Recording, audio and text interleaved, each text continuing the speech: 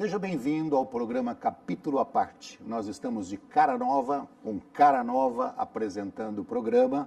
E nada melhor do que reiniciar esse programa tão importante para a cultura dos paulistanos e dos brasileiros de uma maneira geral, do que trazer um livro que não só é gostoso de ler, mas ele também faz um trabalho de benefício planetário. Ele ajuda o ecossistema, ele ajuda a preservar o planeta.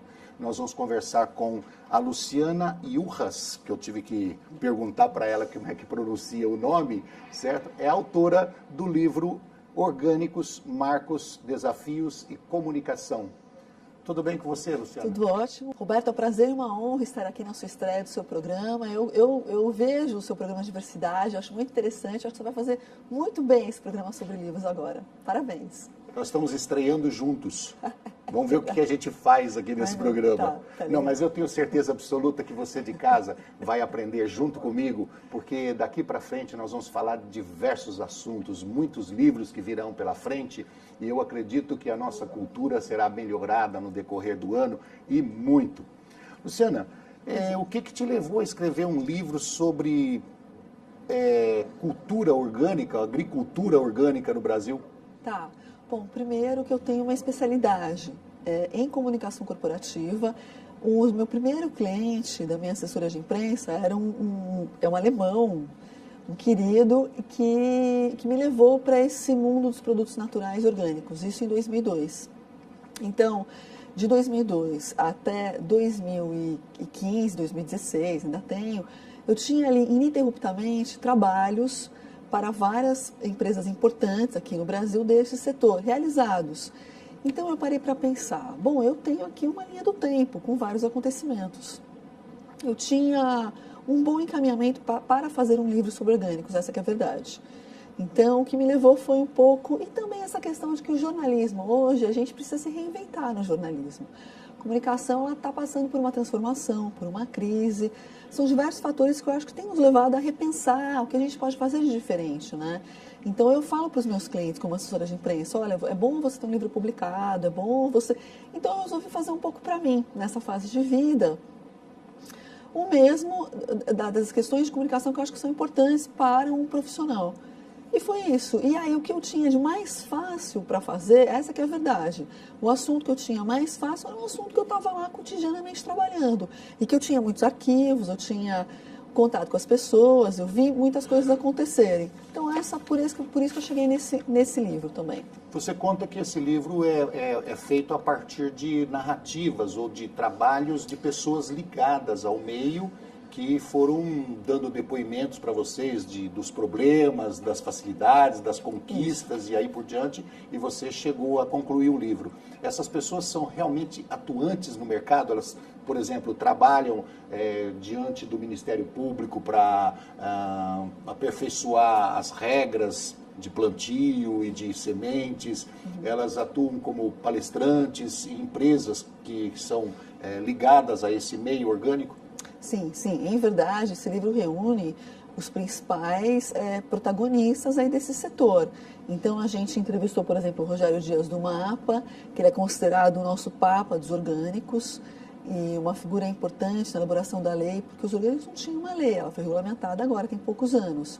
Então, eu entrevisto o Alexandre Harkel, que é o fundador do IBD Certificações, a principal certificadora de orgânicos brasileira, o Ming Liu, que é o coordenador do projeto da Apex de exportação dos orgânicos, Native, Corinha Agropecuária. Então, a gente cita os principais aí desse setor, pessoas que estão aí há mais de 20 anos. José Pedro Santiago, que é o fundador da AO e que foi também muito importante para a realização da lei dos orgânicos, para a elaboração dessa lei. Então, eles estavam todos lá.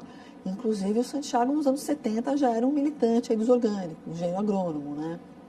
Quando o Roberto Rodrigues foi ministro, ele deu muito apoio para os orgânicos, então conversamos com ele também. Então, assim, eu fui bater na porta de todo mundo que fez e faz a história desse setor. Sim, eles dão depoimentos. Aí a gente foi unindo pontos importantes, pontos que seriam importantes, né?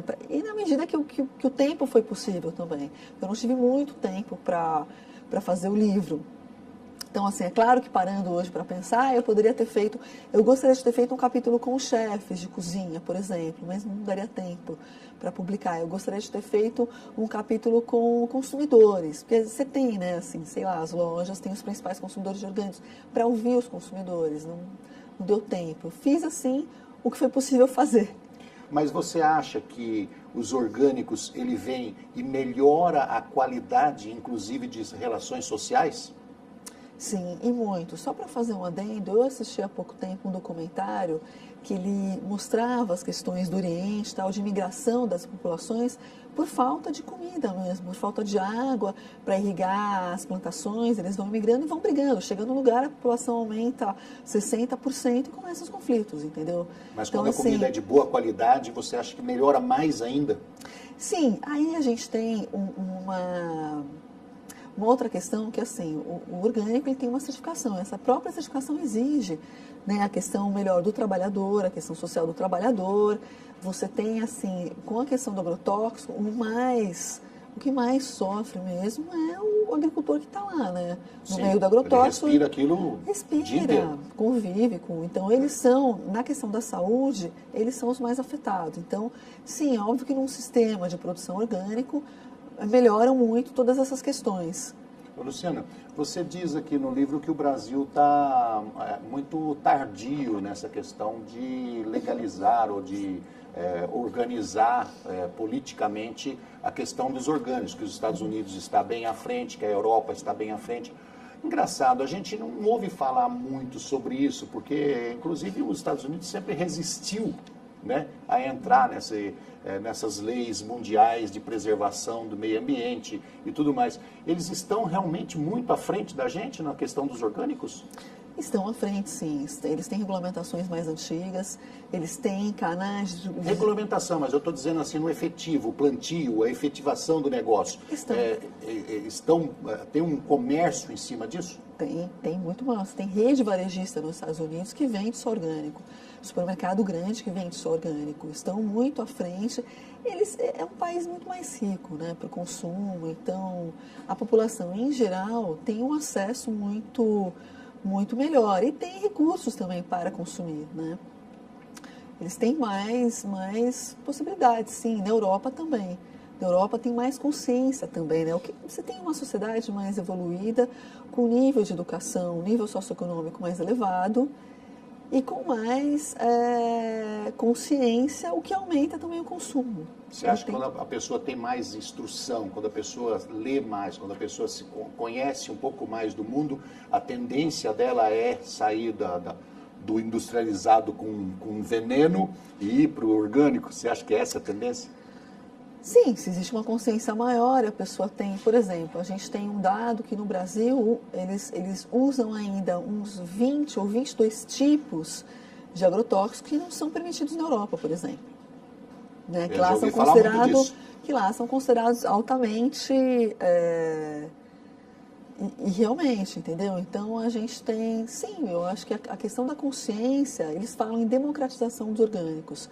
Ela passa por vários fatores. Então, pelo fator da distribuição, de aumentar a demanda para aumentar o consumo.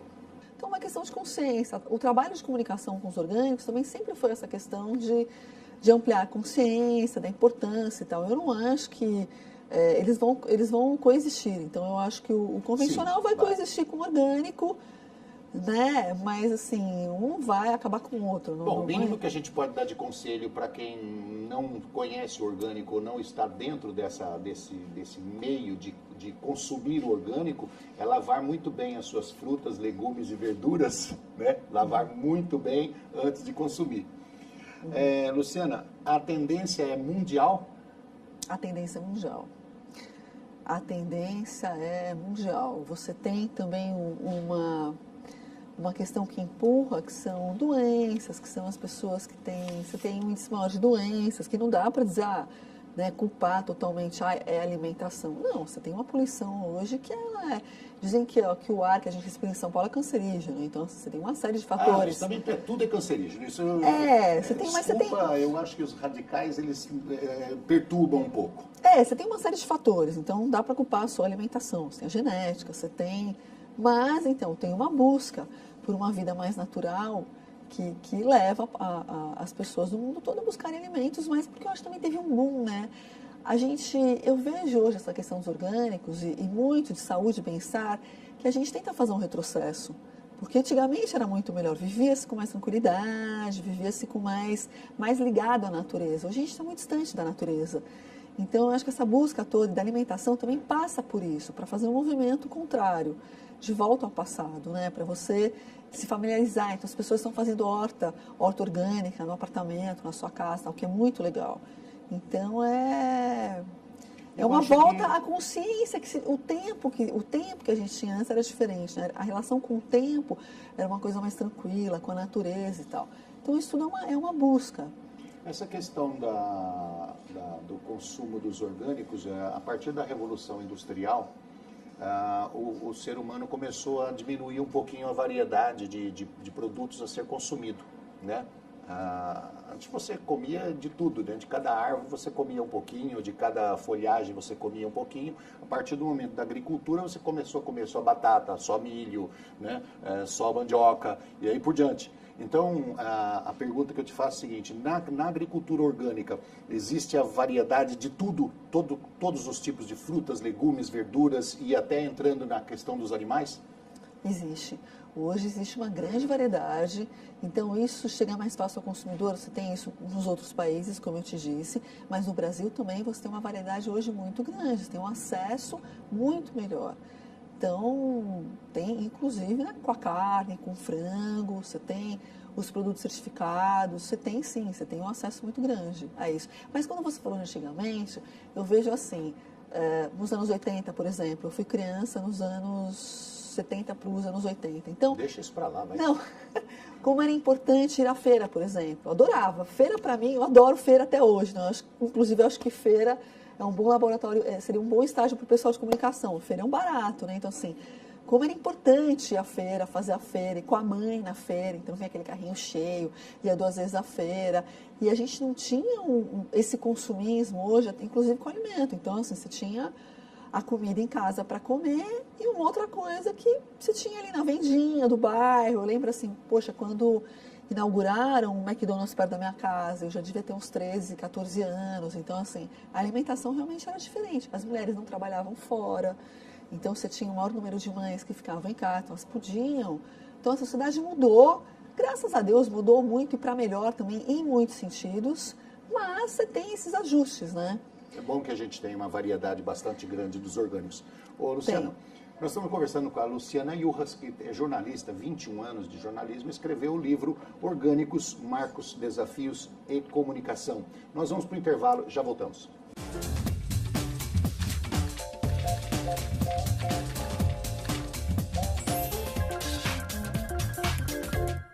Estamos de volta com o programa Capítulo à Parte. Hoje conversando com a Luciana Yurras, que é dona da agência Galeria de Comunicação, certo? Diretora da agência Galeria de Comunicação. Luciana, nós estamos conversando sobre o livro Orgânicos, Marcos, Desafios e Comunicação. E no bloco anterior nós terminamos falando sobre a questão das variedades dos alimentos. Nós temos muita coisa. Ou seja, o cara chega no mercado e fala, eu quero comprar orgânico. Ah, mas não tem jabuticaba orgânica, não tem jatobá orgânico. Acho que ninguém sabe nem o que é jatobá. Não tem jatobá orgânico. E aí, de repente, ele fica cismado e começa a comprar outras coisas. Então, a intenção é variar bastante. Variando bastante, a gente tem quantidade suficiente para começar a derrubar esse preço? Porque você cita no livro que os preços ainda são altos. Isso está melhorando muito, é isso que eu posso dizer para você. Tá? Eu acompanho bem esse setor há uns 15 anos, então eu fazia assessoria de imprensa para a feira mais importante, a gente saía do evento e praticamente você não tinha orgânico para comprar em lugar nenhum. Então parecia um mundo completamente fora da realidade. Isso há 15, há 10 anos atrás. Então hoje não. Hoje você sai na rua e você tem produtos em natura, orgânicos, você tem 2 lugares bacanas que eu vou recomendar. Tem o Instituto Chão e a Casa Orgânica. A Casa Orgânica acabou de abrir. Muito legais, muito bacanas. Aqui na Vila Madalena tem, no Pão de Açúcar tem, foi um grande incentivador, foi o Pão de Açúcar, encontra bastante coisa orgânica e tal. Então, assim, isso hoje está mais possível, está mais acessível. É um pouco mais caro porque tem toda a cadeia de produção e tal. E também tem que investir em mão de obra, que tem que ser diferenciada. especializada. E também tem outra. Tem que investir em sementes. É um setor novo, né, no Brasil. Então, como ele está se organizando, se fortalecendo, essa conta também vai para o consumidor. Então, não adianta, tem isso, né? O adubo que é utilizado, geralmente a horta normal, a gente sabe qual é o tipo de adubo, qual é o tipo de inseticida que se coloca lá. Mas no orgânico, qual é o tipo de adubo que se coloca nas plantas? Porque todas precisam.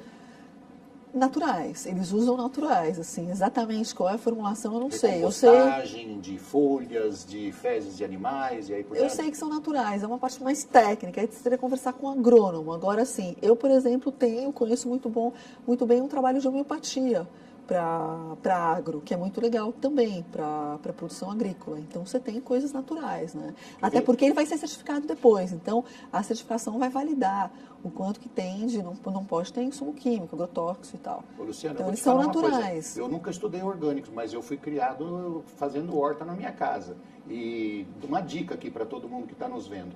A minha mãe pegava pó de café, jogava nas plantinhas, jogava resto de folhas, resto de casca de batata, casca de frutas, tudo que sobrava de legumes e verduras, inclusive pó de café, tudo ia para o canteiro. Tudo ia para o canteiro. Isso é adubo orgânico. Sim, né? sim, eles são produtos naturais, assim. Você acha que a tendência é cair o preço, então? A partir do momento que vai aumentando o consumo, vai caindo o preço? Essa é a tendência, sim. A gente já está vendo isso. O que levaria um agricultor sair do que ele faz, o pai dele fazia, o vô dele fazia? O que mudaria na cabeça dele? O que você pode ajudar a mudar a cabeça dele e falar assim, não, eu vou parar com isso daqui, vou entrar em orgânicos? Tá. Eu vejo alguns casos, assim, inclusive que a gente trabalha, divulga e tal. Então você vê que ele tem um aumento da valorização do produto dele. Então, por exemplo, a gente tem o pessoal do café. Eu até tive agora com um cliente, um pessoal que eu estou ajudando comunicação, da região de Mogi, da Alta Mogiana lá. Então, assim, ele tem produtores, o pessoal que trabalha junto na fazenda mais feliz, porque está lidando com questões menos tóxicas. Então, ele tem um produto bem valorizado, ele pode exportar esse produto também, que ele é muito bem aceito fora, ele ganha mais para vender no mercado interno e para exportar. Ele passa a ter na questão do café, um café premium, tá? E ele tem um cuidado com a produção que é até maior. Esse caso, por exemplo, eles estão produzindo mais que orgânico. Agora, tem um tempo aí que é a conversão da terra. Então, isso é aí que tem esse desafio. Suficiente para chegar e falar assim, olha, você vai parar com essa agricultura aqui, você vai demorar um ano para começar a produzir os orgânicos. Você acha que a pessoa aceita esse tipo Talvez de até mais tempo. Olha, tem até produtor convencional que também tem a sua produção orgânica. Então, porque ele também quer entrar. Nós precisamos arrumar argumentos para começar a mudar tudo. Porque o consumo está aumentando para o produto sustentável e orgânico. Então, tem muito produtor convencional que, se não vai por consciência de questões de saúde para o seu próprio funcionário ou na ponta de consumo e tal, ele vai também porque ele está vendo que há uma tendência de consumo. Então, assim, para os produtos sustentáveis e orgânicos, ele também quer oferecer isso para a cadeia dele. Então, ele vai vendo que existe uma melhora aí toda na cadeia. Eu acho que esse passo poderia ser dado a partir das grandes empresas. Então, porque elas têm capital suficiente para investir, tem fluxo de caixa suficiente para aguentar um tempo de transformação. Sim, é uma tendência mundial de todas as empresas hoje. E como Até porque não é assim que custa muito mais caro. Então, ir mudando o modo de fazer. Hoje a opinião pública pesa bastante em cima dessas grandes empresas, né? Então, quando você fala, não, eu sou eticamente correto, eu sou politicamente correto, eu preservo o meio ambiente, parece que existe uma questão assim de tendência aí para aquela marca, né? E parece que as grandes marcas estão preocupadas com isso. Isso é uma coisa muito legal. Sim, é uma simpatia à marca, né? Você vai consumir as que não estão nem ligando para os trabalhadores na China, por exemplo, com trabalho infantil, você vai consumir as marcas que respeitam as leis sociais, as leis ambientais. Você tem uma preservação do rio, da água do mar, de todas essas questões quando você está produzindo orgânico e não está... Isso que eu ia perguntar para você. Os benefícios dos orgânicos, ele é realmente planetário? Ele é. Se você imaginar que toda vez você coloca o agrotóxico, o veneno na terra, pulverizando, e depois isso vai para o rio, isso vai para o mar, isso vai para a água. Sim, você tem, na medida do possível, que conseguem aumentar a produção de orgânicos, você tem uma melhoria para o planeta, né, para todo mundo. Então, você tem a melhoria no consumo na ponta, você tem a melhoria ambiental, melhoria social para o produtor que está lá plantando, está trabalhando diretamente com aquela terra, a saúde desse produtor. Sim, você tem vários benefícios, né? Então, quando o consumidor paga um pouco mais, ele está pagando por tudo isso. Ou seja, ele pode...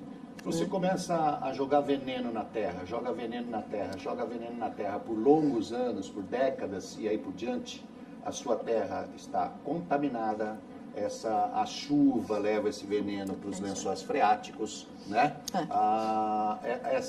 Esse veneno chega nos rios de duas formas, ele chega através do consumo desse material em casa, ou de você lavar as folhas ali, essa água vai para os rios, e do lençol freático também vão para os rios, certo? Isso atinge o mar, atinge os peixes, ou seja, o planeta fica contaminado por veneno. É isso aí.